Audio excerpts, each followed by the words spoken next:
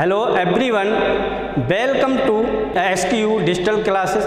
Myself gulab Patel, department of computer science and application. मेरा आज का टॉपिक है ऑपरेटिंग सिस्टम। ऑपरेटिंग सिस्टम एक सिस्टम सॉफ्टवेयर होता है जिसको रिचर्ड मैथ्यू स्टॉल ने डेवलप किया था और ये 1950 में IBM 701 कंप्यूटर के लिए यूज किया गया था। तो ऑपरेटिंग सिस्टम में सबसे पहले ये जानना जरूरी है कि ऑपरेटिंग सिस्टम के बिना ना तो कंप्यूटर कुछ है और बिना कंप्यूटर के ऑपरेटिंग सिस्टम कुछ नहीं है। जैसा कि एक सिक्के के दो पहलू हैं। ऑपरेटिंग सिस्टम हार्डवेयर को भी कंट्रोल करता है और सॉफ्टवेयर को भी कंट्रोल करता है। ऑपरेटिंग सिस्टम मेमोरी मैनेजमेंट का काम करता है, प्रोसेस मैनेजमेंट का काम करता है और ऑपरेटिंग सिस्टम एक ऐसा सॉफ्टवेयर है जो यूजर और हार्डवेयर के मध्य कनेक्शन स्थापित करता है। अर्थात जो यूजर कोई भी इंस्ट्रक्शन देता है उसको ऑपरेटिंग सिस्टम रीड करता है और हैंडल करता है और यूजर के रिक्वायरमेंट अनुसार उस इंस्ट्रक्शन को CPU को देता है और उससे CPU आउटपुट प्रदान करता है और ऑपरेटिंग सिस्टम आउटपुट को भी हैंडल करता है, यानी कि मॉनिटर को भी हैंडल करता है। तो हम आज ऑपरेटिंग सिस्टम में बताएंगे कि शेड्यूलिंग क्या होती है। एक्चुअली में शेड्यूलिंग अर्थ जो आया है वो है मल्टी प्रोग्रामिंग ऑपरेटिंग सिस्टम से। मल्टी प्रोग्रामिंग ऑपरेटिंग सिस्टम में क्या होता है कि एक ही कंप्यूटर सिस्टम में बहुत सारे प्रोग्राम जैसे MS वर्ड, MS एक्सेल, कई सारे एप्लीकेशन प्रोग्राम ओपन करके एक साथ चलाना, ये मल्टी प्रोग्रामिंग ऑपरेटिंग सिस्टम कहलाता है। तो मल्टी प्रोग्रामिंग में आता है शेड्यूलिंग।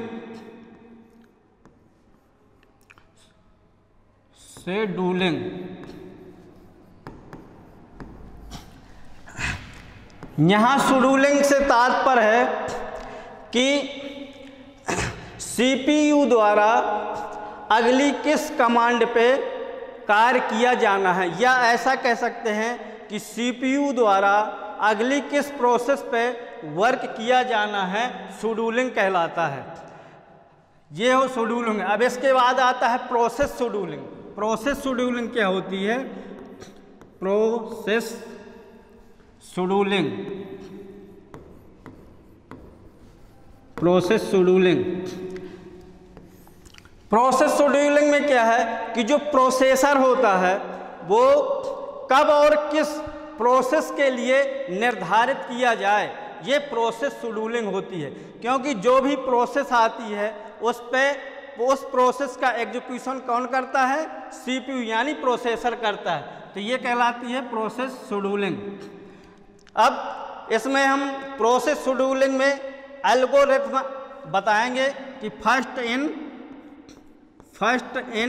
फर्स्ट आउट, ये एल्गोरिथम होती है प्रोसेस शेड्यूलिंग में। या इसको हम कह सकते हैं फर्स्ट कम फर्स्ट सॉल्व, ये एल्गोरिथम है।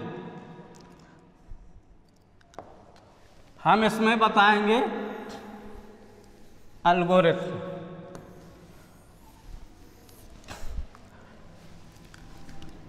फर्स्ट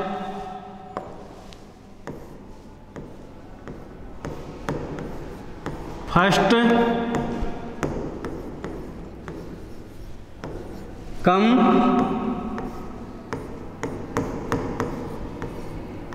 फर्स्ट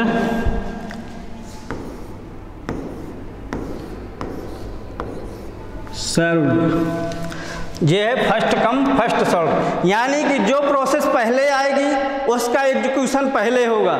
जैसे मान लो हम बैंक में जाते हैं और बैंक में एक लाइन में खड़े हो जाते हैं, या पैसा जमा करना है या पैसा निकालना है, तो जो पहले लाइन में सबसे पहले आगे जो होगा उसका प्रोसेसिंग पहले होगी, यानी उसके पैसे पहले निकलेंगे और जो बाद में जाएगा उसमें उसका बाद में एग्जीक्यूशन होगा, यानी उसको बाद में पैसे निकलेंगे। तो ये कहलाता फर्स्ट कम फर्स्ट सर्व।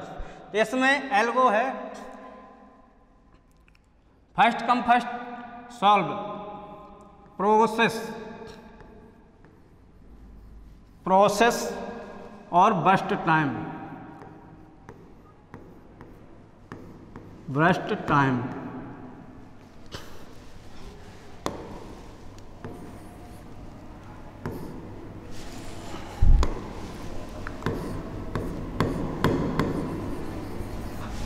टाइम।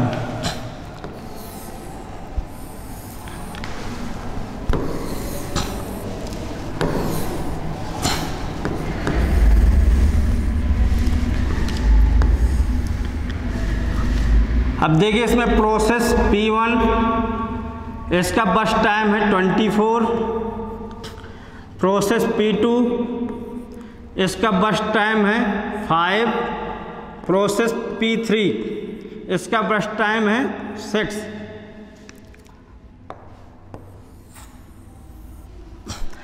अब देखिए यहाँ पे प्रोसेस क्या होती है। Process is the work in progress, यानी कि जो कार्य चल रहा है वो प्रोसेस है। ये फैन चल रहा है, ये यानी प्रोसेस हो रही है, वो प्रोसेस उसे कहते हैं। जो कार्य चल रहा है वो प्रोसेसिंग कहलाती है। बर्स्ट टाइम वो टाइम होता है जो किसी प्रोसेस को एग्जीक्यूशन करने के लिए जो डिवाइस द्वारा लिया गया समय होता है वह बर्स्ट टाइम कहलाता है। अब इस प्रोसेस में, इस एल्गो में हम निकालेंगे कि calculate the waiting time and around time.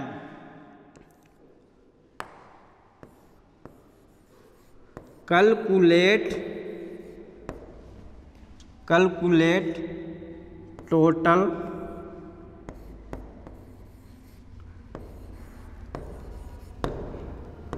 Waiting time and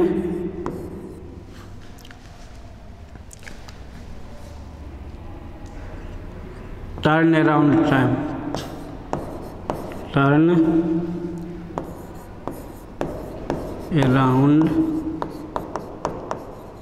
time, ठीक है। अब इसमें हम वेटिंग टाइम और टर्न अराउंड टाइम निकालेंगे। देखिए वेटिंग टाइम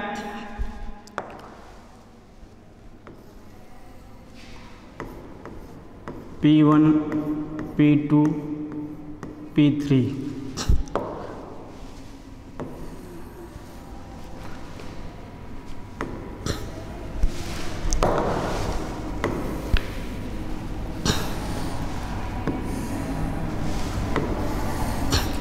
ये हमें बर्स्ट टाइम दिया गया था।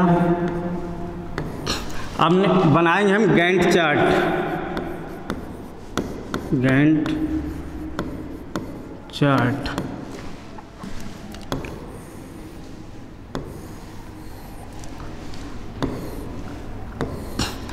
देखिए फर्स्ट कम फर्स्ट सर्व में क्या होता है कि जो प्रोसेस पहले आती है उसका एग्जीक्यूशन पहले होता है। तो सबसे पहले कौन सी प्रोसेस है? P1। इसका अराइवल टाइम क्या है? 0 और इसका बर्स्ट टाइम क्या है? 24।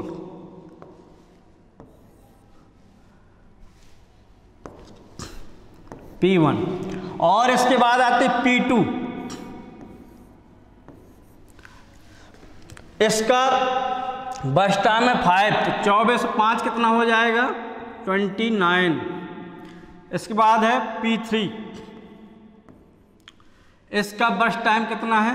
6, तो ये हो गया 35। ठीक है। अब निकालते हैं waiting time for process P1 equal to, waiting time for process P1 का कितना है? 0। P2 का वेटिंग टाइम कितना है? 24। P3 का 29। ये बैटिंग टाइम हो गया। अब निकालते हैं total average waiting time.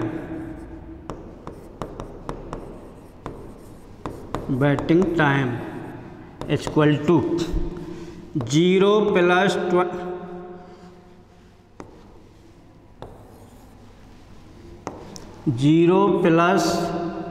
24 plus 29 upon 3 equal to 3 5 upon 3, 3 एकम 3, 3 सत्ते 21.66 मिली सेकेंड। ये निकाला है टोटल एवरेज बैटिंग टाइम। अब हम निकालेंगे टर्न अराउंड टाइम। अब इसको हम next page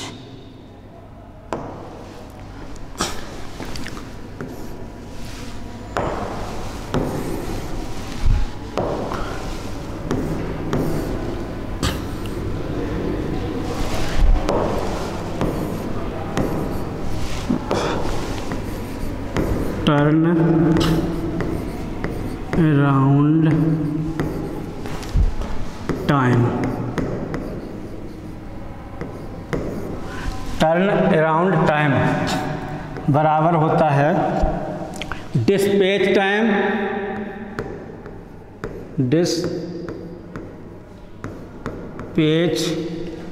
time minus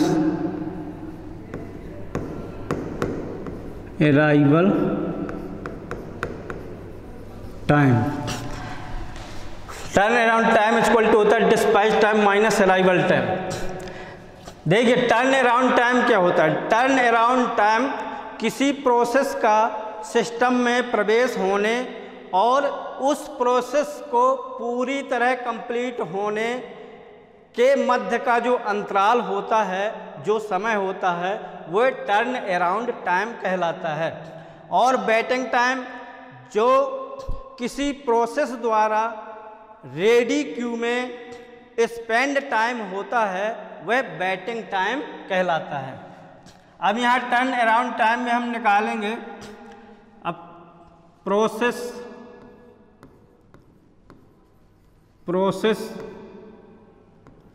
P1 का turn around time equal to, देखिए गैंट चार्ट में था, जो गैंट चार्ट लिख लेते हैं यहाँ पे P1, P2 और P3 0, 24, 29 और 35। तो डिस्पैच टाइम P1 का डिस्पैच टाइम क्या है 24 और अराइवल टाइम क्या है 0। कितना होगा P1 बराबर इक्वल टू 24। प्रोसेस P2 का जो बर्स्ट टाइम है, डिस्पैच टाइम है 29 और अराइवल टाइम क्या है 0, ये 29 आ गया। और प्रोसेस P3 का डिस्पैच टाइम है 35 और अराइवल टाइम है 0 इक्वल टू 35। अब हम यहाँ निकालेंगे टोटल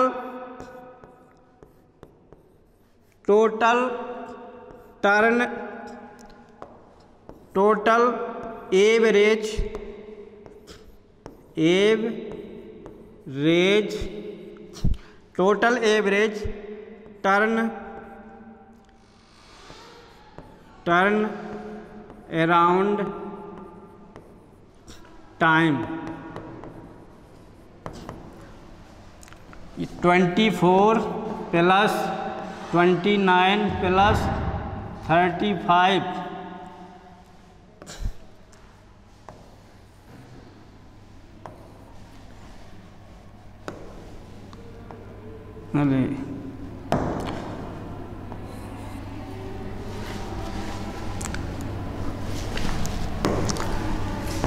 डिवाइड बाई 3 ये बराबर हो गया 9 4 13, 13 5,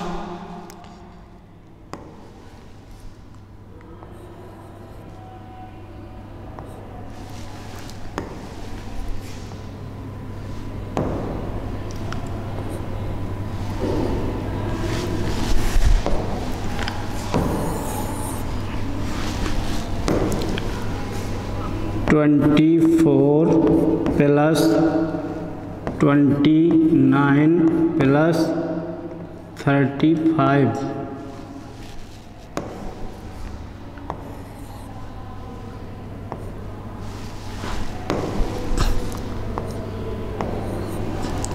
बट अपॉन 3।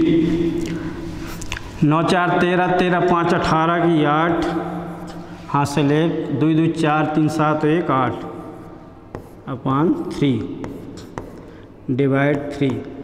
3 दूनी 6, 3 नाम 27, 3 त्रिक 9, 3 त्रिक 9 मिली सेकेंड। ये आ गया total average turn around time.